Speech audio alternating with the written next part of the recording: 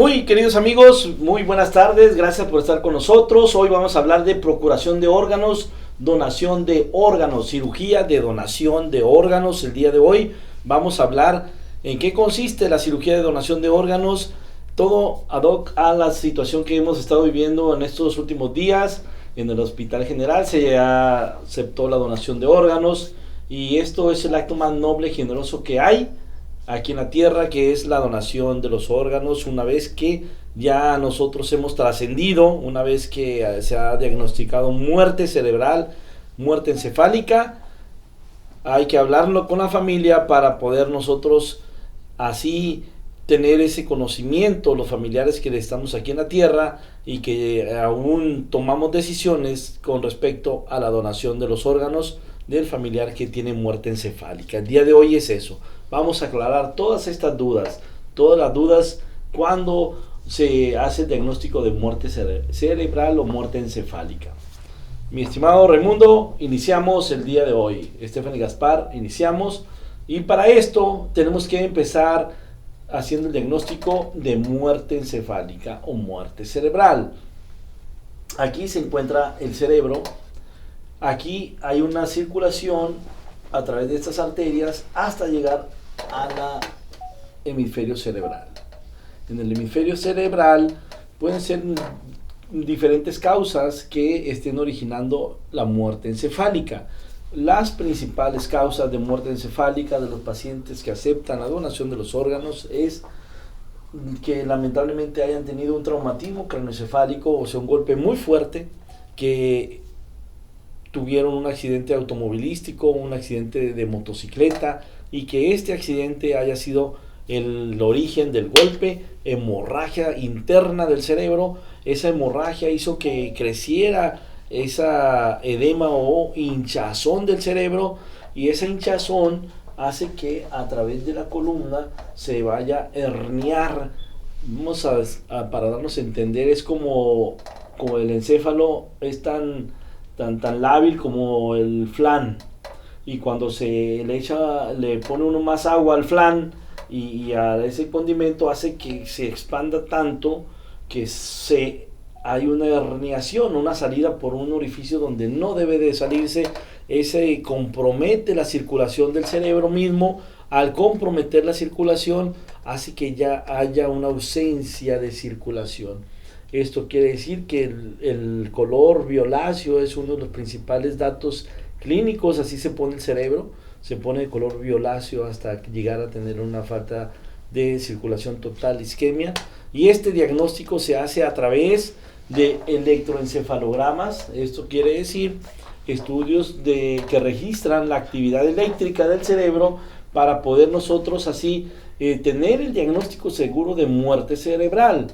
No podemos confundirnos, o el médico coordinador de donación no puede confundirse con respecto a un estado de coma profundo, porque el estado de coma profundo es un estado que todavía sí hay circulación cerebral, es una persona que está viva y que es una persona que no puede ser un donante de órganos porque todavía tiene la posibilidad de regresar del estado de coma profundo. Sin embargo, una persona con muerte encefálica es una persona que se le hizo el estudio electroencefalográfica. Requieren que sean 3 estudios de electroencefalograma, que tenga la línea isoeléctrica. Eso quiere decir que una línea de las que salen en la televisión, salen en todos los documentales, que hay muerte, como la parada cardíaca, sí, es igual que el corazón. No hay registro de actividad eléctrica en el cerebro. Esto quiere decir que el CPU del cuerpo ya no manda ningún automatismo, no manda señales a los pulmones para que sigan ventilándose. Al momento de no recibir esa señal, el paciente, si no estuviera intubado, si no tuviera un tubo endotraqueal, pues esos pulmones ya no se pueden oxigenar, y por lo tanto los órganos vitales como los riñones, el hígado, el corazón mismo y el pulmón ya no se pueden donar para poder ser trasplantados, porque ya no le llegaría oxígeno. Esta persona que tiene muerte encefálica es una persona que está con el tubo endotraqueal haciendo que los pulmones se expandan, está viviendo en forma artificial. El cerebro, con muerte encefálica, ya no le da actividad eléctrica al corazón, ya no le manda la señal para que se siga contrayendo. Por lo tanto, el corazón, si le quita uno los medicamentos que a través de la vena se están haciendo que el corazón esté latiendo, esta persona que es un donante, pues ya no pudiera ser donante si le quitan esos medicamentos, porque el corazón se pararía. Esto es, por eso nosotros decimos, cuando es muerte encefálica es muerte, está muerto, es una persona que está en forma artificial, latiendo su corazón, circulando la sangre por medicamentos, está bombeando oxígeno por un ventilador mecánico. No es que él tenga el automatismo, él tenga la vida para poder estar haciendo ese tipo de actividad de respirar o latir el corazón. Entonces el diagnóstico se hace por electroencefalogramas, pero también hay otros estudios como un ultrasonido transcraneal para ver el flujo de sangre. También se puede aplicar material de contraste a través de las arterias carótidas. Se inyecta el material de contraste para ver si el árbol arterial llega al cerebro, y si pinta quiere decir que hay flujo sanguíneo, pero si no pinta, que no llegue la sangre a través de las arterias carótidas al cerebro, esto es un diagnóstico de muerte encefálica. Y otro estudio es un gamagrama cerebral a través de medicina nuclear. Se inyecta a través de un vaso sanguíneo, y si no hay flujo, si no pinta en forma fluorescente el cerebro, quiere decir que hay ausencia de flujo sanguíneo, no hay sangre, no hay vida. Es un paciente que puede ser un donante de órganos, una persona muerta que está en forma artificial. ¿Y cuánto tiempo puede durar en forma artificial? Pueden ser 24, 48 horas, incluso hay pacientes que hasta 72 horas, pero hay que recordar que entre más tiempo pasa, la persona con muerte cerebral, ya no es suficiente, ya no es posible que los medicamentos estén haciendo que el corazón esté latiendo en forma artificial, y por lo tanto se va desgastando y van haciéndose los tejidos menos viables para poder ser donados. Por eso los médicos que nos dedicamos al trasplante vamos contra el tiempo. Lamentablemente son decisiones difíciles para la familia. ¿Por qué? Porque la coordinadora o el coordinador de donación de órganos tiene que abordar a la familia en ese momento del diagnóstico, decirle: tiene su familiar, su hijo, su esposa, su esposo, tiene muerte cerebral, es una persona que ya está muerta, es una persona que no tiene flujo sanguíneo y que lamentablemente ya no está con nosotros, y hay que pasar a despedirse. Pero también no tenemos mucho margen de tiempo para poder nosotros hacer la pregunta incómoda en el peor momento, que es el diagnóstico de muerte. Y esa pregunta se tiene que hacer, y es cuando el coordinador tiene que preguntarle a los familiares que si en vida su familiar había hablado del tema de donación de órganos. Por eso es importantísimo que nosotros en vida hablemos, si que deseamos ser donantes de órganos, lo comentemos con la familia para que ellos estén enterados, porque ellos, el núcleo familiar directo, son los que van a autorizar la donación y la disposición de los órganos para poder ser donados a personas que estén en una lista de espera y que sean compatibles y trasplantados, y seguir trascendiendo a través de esta donación, a través del trasplante, con esta actividad tan maravillosa y acto sublime que es la donación de los órganos. Pero en vida se tiene que hablar. Si en vida ya lo hablaste, los coordinadores de donación hablan con la familia, y si la familia dice: mi hermano, mi familiar, mi tío, mi papá, mi mamá había dicho que en vida quería ser donante de órganos, vamos a respetar esa decisión y vamos a disponer de esos órganos para que sean donados para personas que estén en lista de espera. Entonces, al coordinador de donación le facilitan mucho esta situación. Si nunca se ha tocado el tema de donación de órganos en la casa, en la familia, pues es difícil, porque el familiar, con la angustia y con la pena, con el dolor, pues lo puede tomar a mal, lo puede ofender incluso al coordinador de donación, porque cómo me pide los órganos si apenas me estás diciendo que tiene muerte cerebral. Y ahí viene la situación de pensar que puede existir un milagro, una situación de, pues eso fuera una situación de milagro, de que el paciente regrese de la muerte cerebral. Pero recordemos que una vez que se ha documentado muerte cerebral, es una persona que ya es irreversible el diagnóstico, ya no hay retorno cuando una vez se hace el diagnóstico de muerte cerebral. Si esto fuera posible, pues nunca jamás se puede disponer de órganos con muerte cerebral, pero ya teniendo los elementos documentados de muerte encefálica es cuando uno puede decir es irreversible. Ya está investigado por mucho tiempo atrás el diagnóstico de muerte cerebral y no regresa el paciente con muerte encefálica. Y es ahí cuando vamos contra el tiempo, tenemos que buscar a las personas que están en la lista de espera y ver cuál de ellas es del mismo grupo sanguíneo del donante. Si el donador es B positivo, hay que hablarle a todos los B positivos que están en la lista del hospital que se ha generado la donación de órganos. Y todos los pacientes B positivos se tienen que acudir al hospital, se tiene que tomar una muestra sanguínea.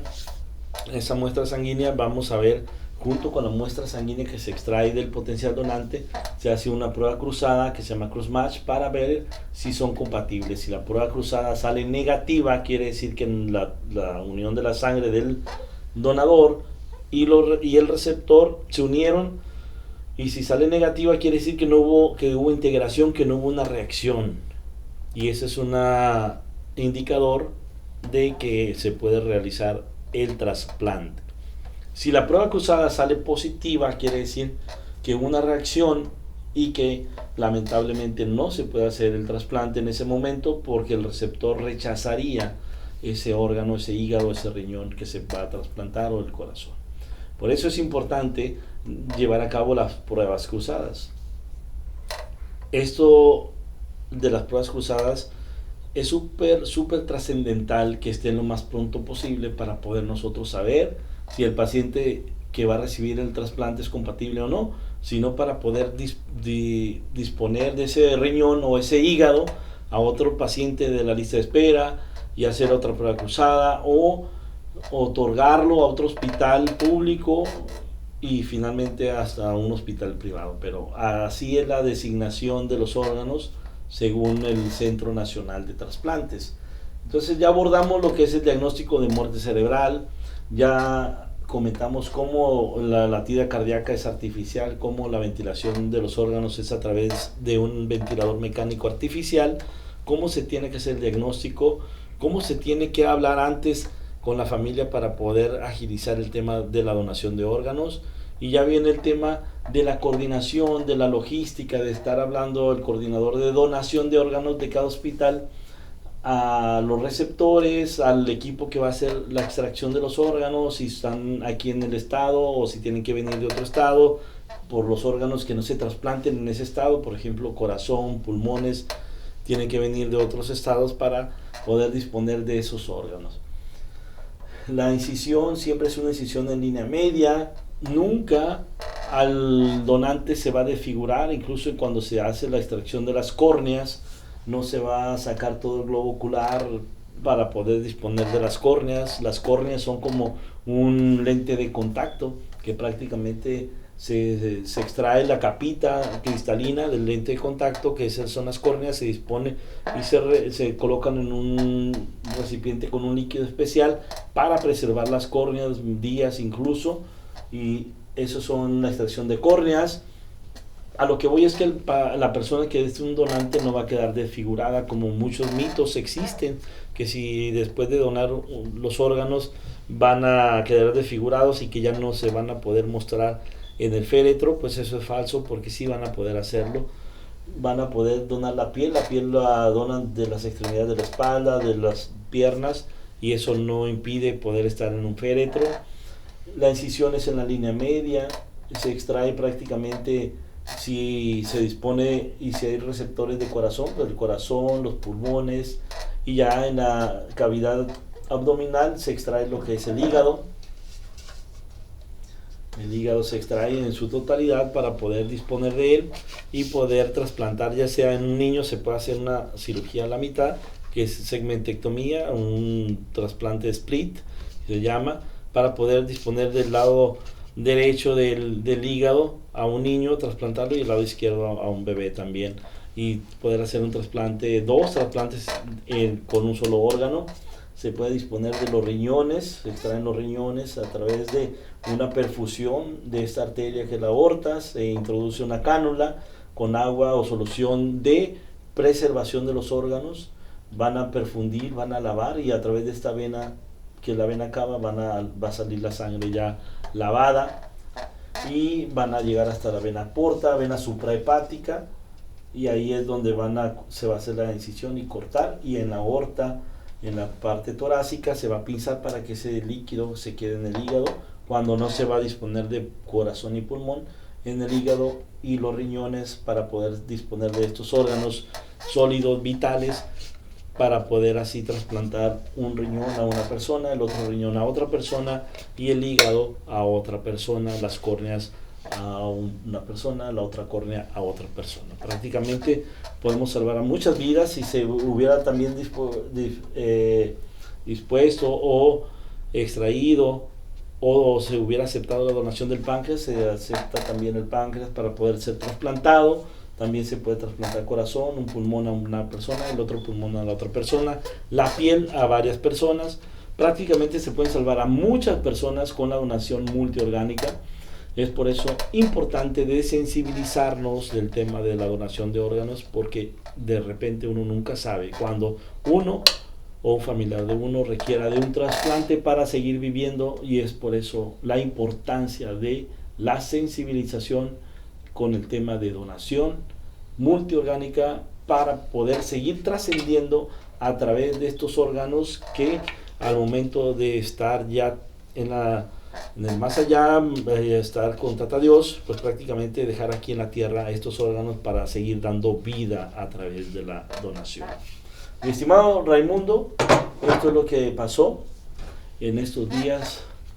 Es una cirugía maravillosa en el tema de que puedes salvar a muchas personas. También es una cirugía que no deja al médico que se dedica a los trasplantes y donación de órganos de sentir una sensación encontrada por la tristeza de la persona que parte, que trasciende, pero también mucha felicidad de que puede dar vida a través de este acto tan noble y generoso que es la donación de órganos.